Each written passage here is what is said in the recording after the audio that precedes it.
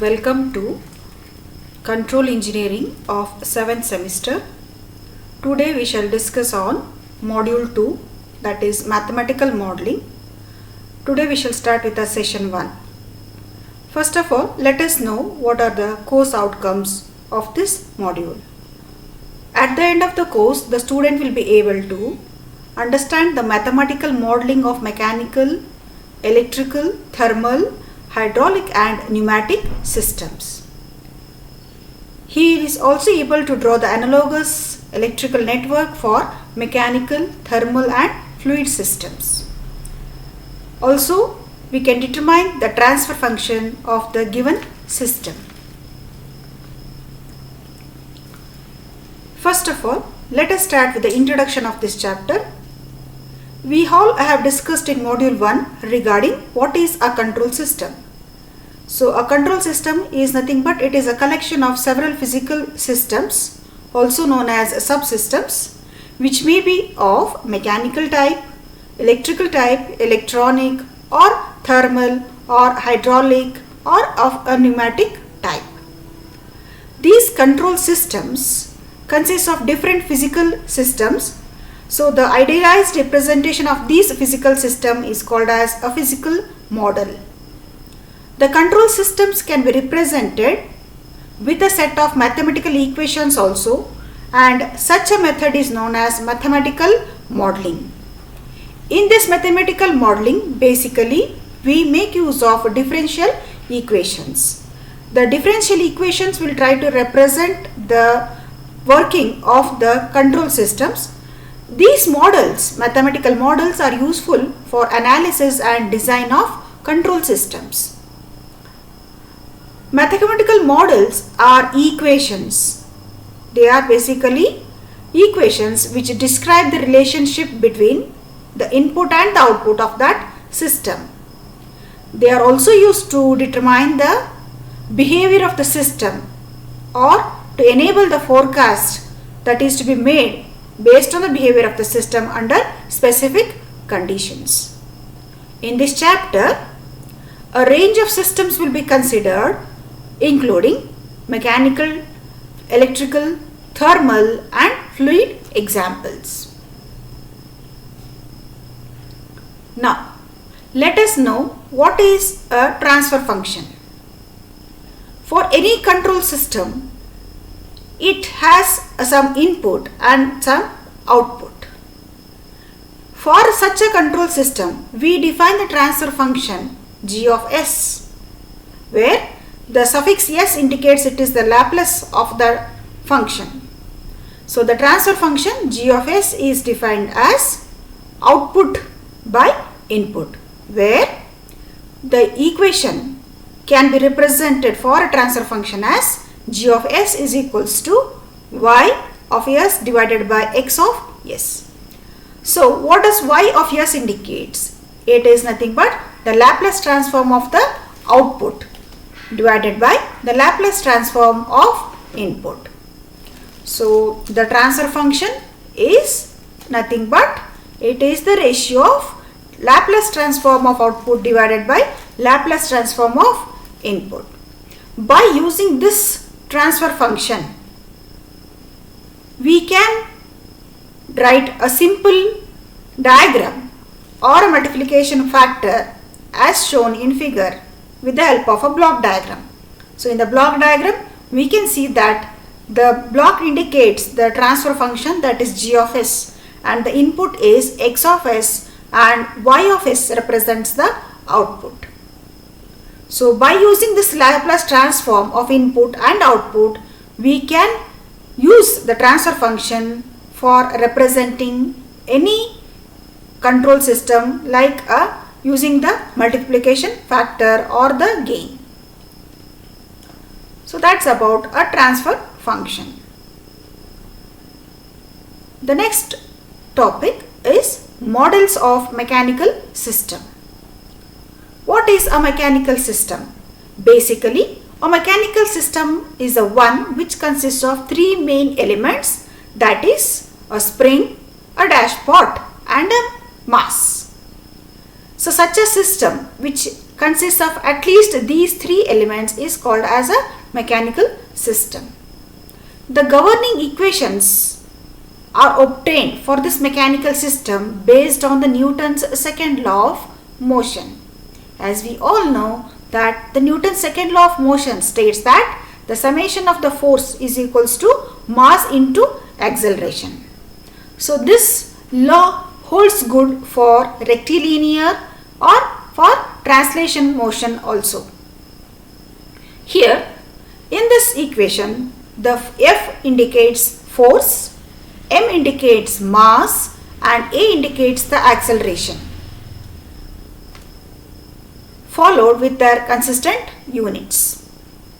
If the mechanical system is of a rotary nature or of rotational motion, then the same Newton's second law of motion is written as summation of T is equals to I into alpha, where the same terminologies are applied for the rotary system.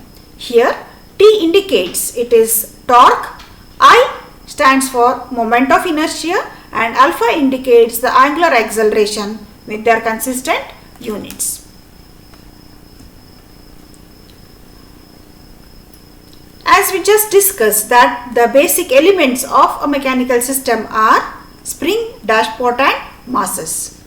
Then what does these three represent? These three are called as the basic building blocks of a mechanical system. Springs usually represent the stiffness of a system.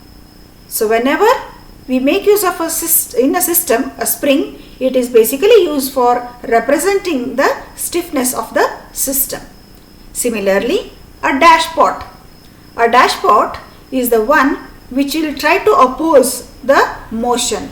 It restricts the motion. So it represents the forces that is opposing the motion. For example, frictional or damping effects. Next, the third block, basic building block is a mass. So masses represent the inertia or resistance to acceleration. So these are the three basic building blocks of a mechanical system.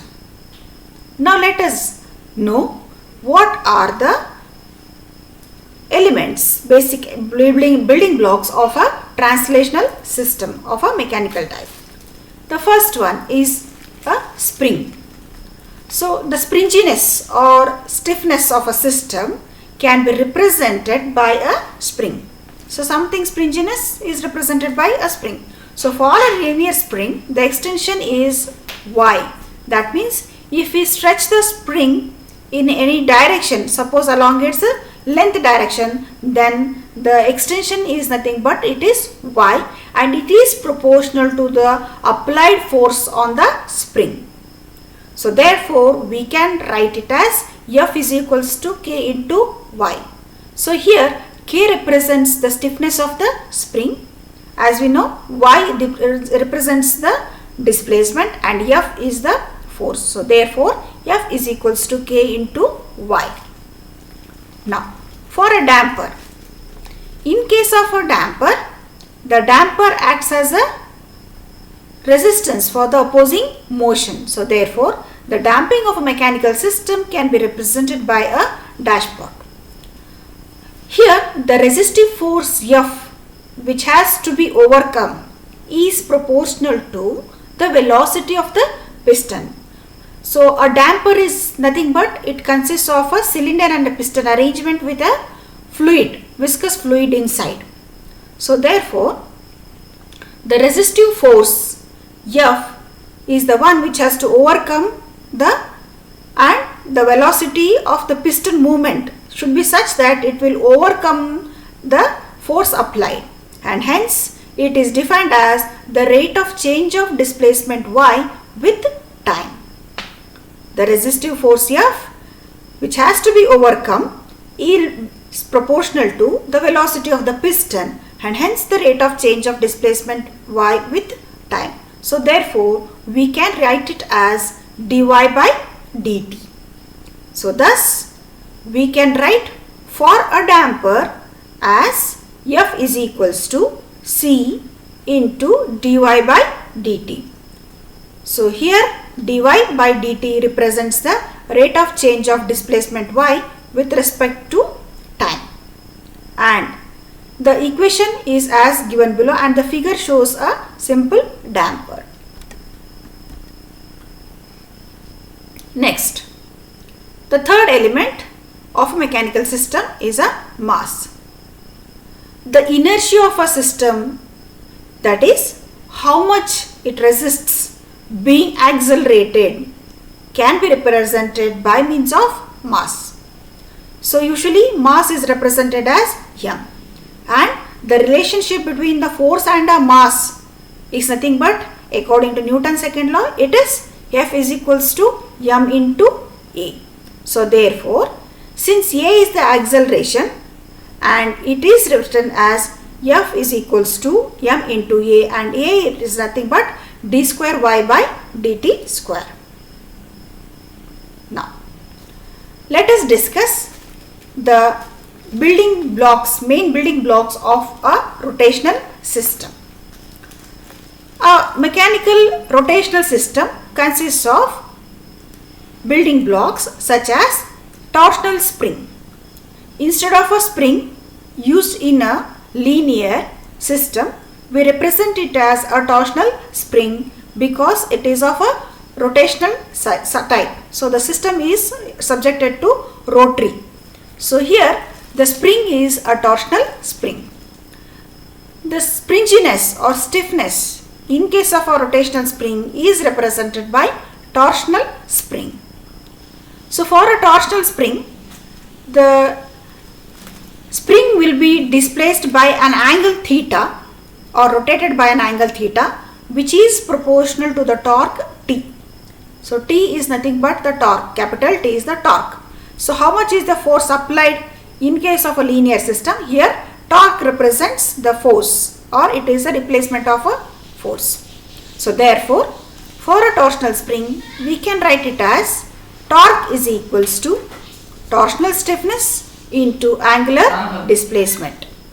So figure represents a torsional spring and the arrow indicates the torsion applied on the spring. So therefore, we can write it as T is equals to K suffix T into theta. So K suffix T indicates it is a torsional stiffness and theta indicates it is the angular displacement.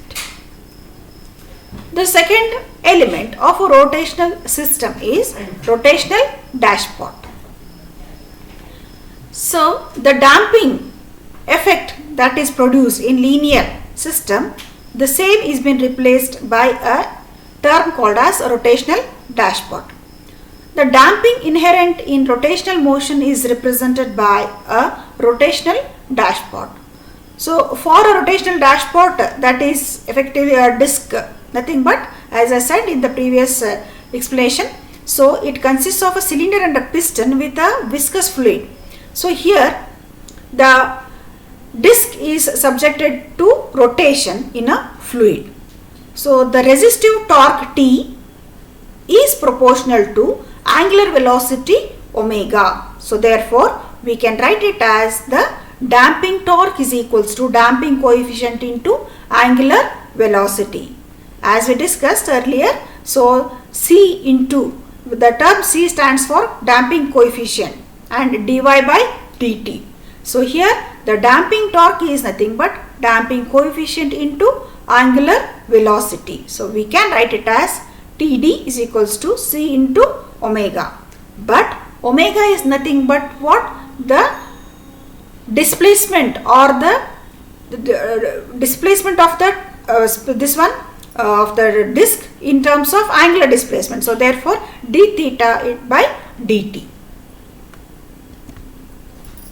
The third building block of a rotational system is a moment of inertia.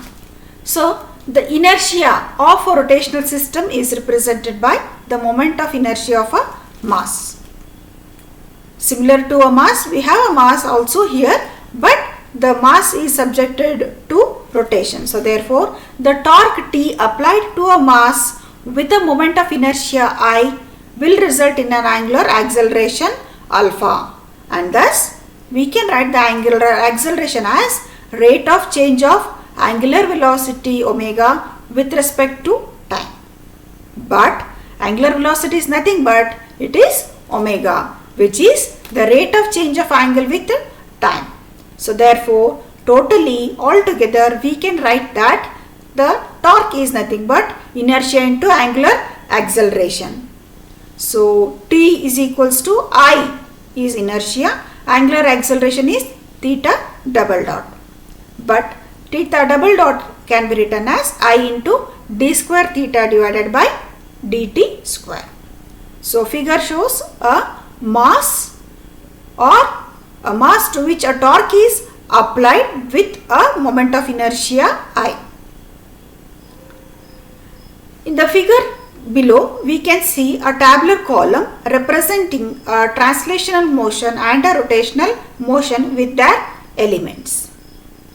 In case of translational motion, the terminology is used for mass, okay, and it is represented as m, whereas in case of rotational motion it is nothing but moment of inertia and it is represented as I.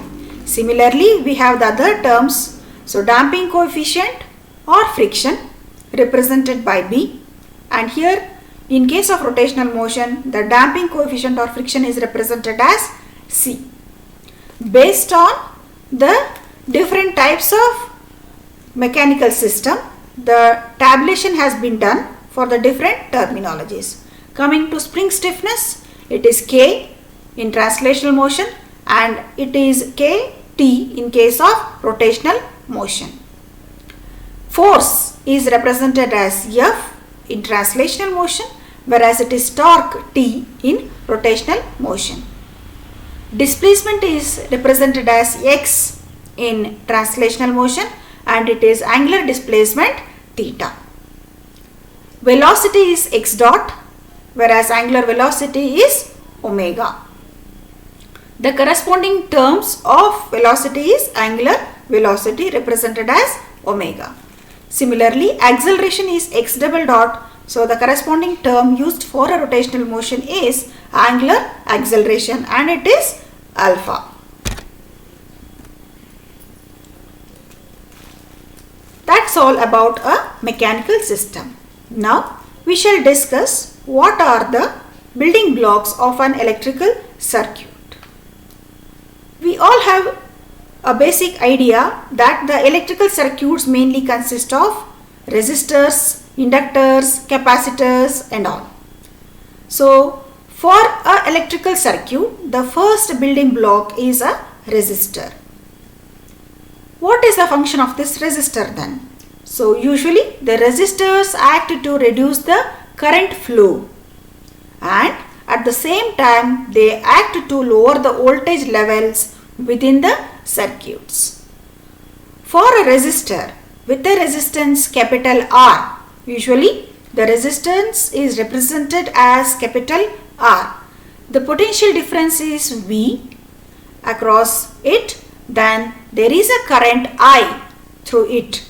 Then the equation used to represent this electrical circuit with resistance R, potential difference V and a current I is V is equals to I into R, or we can write the equation as I is equals to V by R. So a simple diagram or a circuit showing the representing V is equals to Ri is as shown in the figure.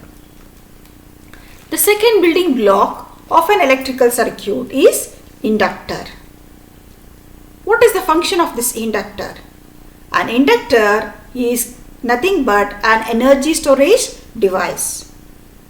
An inductor is defined as an energy storage device which stores energy in the form of magnetic field. For an inductor, it is nothing but the inductance L and the potential difference is V across it at any time instantly depends on the rate of change of current I and is represented as V is equals to L into di by dt. the inductance is L, the potential difference is V, and the equation for the rate of change of current I is represented as V is equals to L into di by dt. So figure shows a circuit wherein the current I is flowing through an inductance, okay, and the voltage across it, potential difference across it is V. When we integrate the equation V is equals to L into di by dt, then the equation obtained will be I is equals to 1 by L integration of V into dt. Next, the third building block of an electrical circuit is a capacitor. A capacitor is an electronic component that stores electric charge. It is used for storing the charge. For a capacitor, the potential difference V across it depends on the charge Q on the capacitor plates, with V is equals to Q by C. Here C represents the capacitance. So therefore, for a capacitor, we can write with a potential difference V, we can write it as V is equals to 1 by C integration of I into dt. So when we differentiate this above equation, we get I is equals to C into dV by dt. Now, let us discuss about the different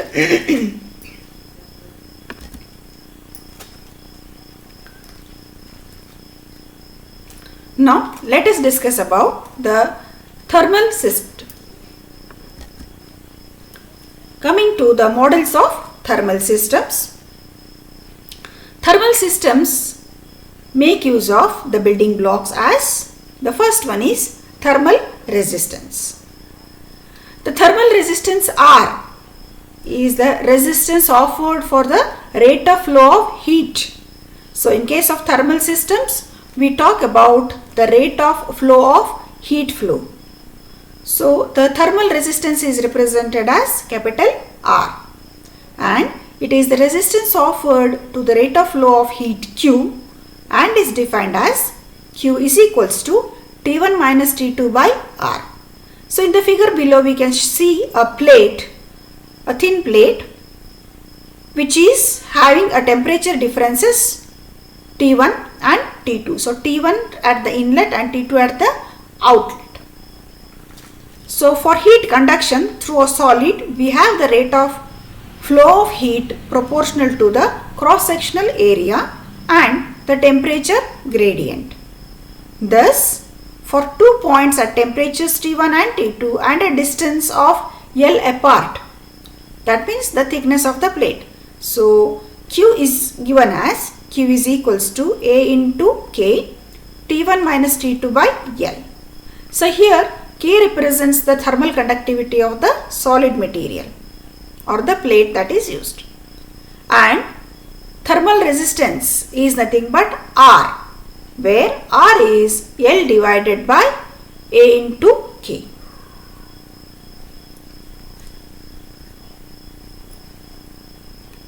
For heat transfer by convection, we write the equation as Q is equals to A into H into T2 minus T1. Here the term T2 minus T1 is the temperature difference and H is the coefficient of heat transfer and capital A is the surface area. The thermal resistance with this mode of heat transfer is 1 by AH. So here the term T2 minus T1 is the temperature difference, H represents coefficient of heat transfer, A is the surface area, and the thermal resistance with this mode of heat transfer is 1 by AH. Now, the second term of a thermal system is a thermal capacitance. The thermal capacitance is a measure of the store of internal energy in a system. It represents the storing of the internal energy in a system. if the rate of flow of heat into a system is Q1 and the rate of flow of heat out of the system is Q2. So we can see the Q1 represents the flow of heat into the system and Q2 represents the flow of heat out of the system. Then the rate of change of internal energy of such a system is represented as Q1 minus Q2. We can write this in the form of equation as change in internal energy is equals to M into C into change in temperature. So change in internal energy is nothing but Q1 minus Q2 is equals to M into C, change in temperature with respect to time. So therefore dt divided by dt. Here capital T represents the change in temperature. M indicates mass and C indicates the specific heat capacity. The equation that we have obtained is Q1 minus Q2 is equals to C into dt by dt, wherein the C is nothing but the capacitance, which is equals to M into C.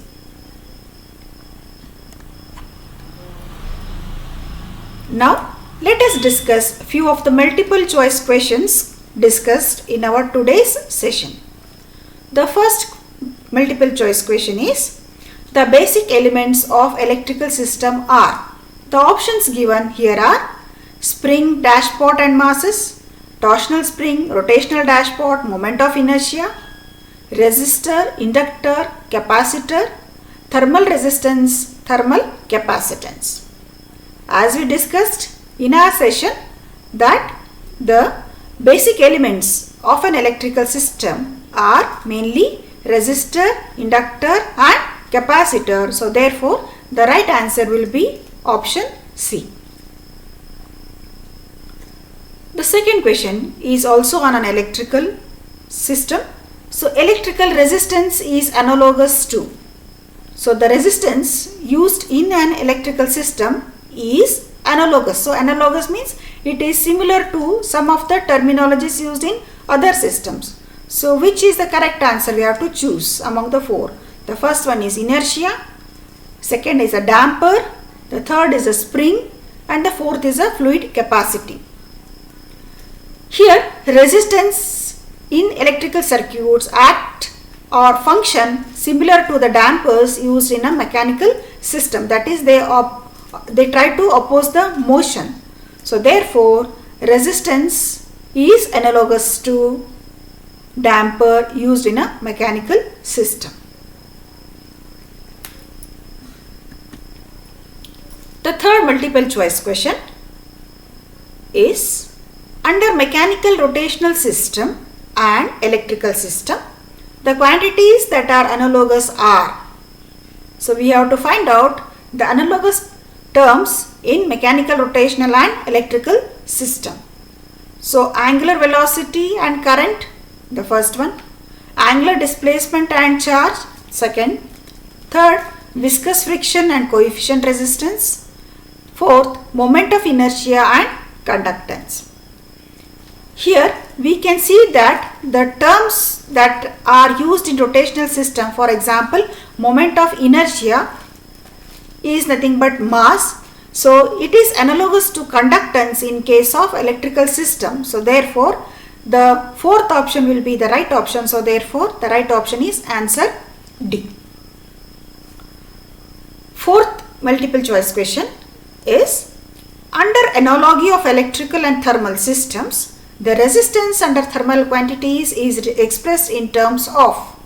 So we have to find out which is the right unit for representing the resistance under thermal quantities and in electrical systems. So options given are degree centigrade, second degree centigrade or that is joules per minute, next degree centigrade per joule, and the fourth one is minutes per joule degree centigrade. So the analogy of an electrical and a thermal system, the resistance under these thermal quantities is expressed in terms of degree centigrade. or joules per minute. So the right answer will be option B. With this, we come to the end of this session. Thank you.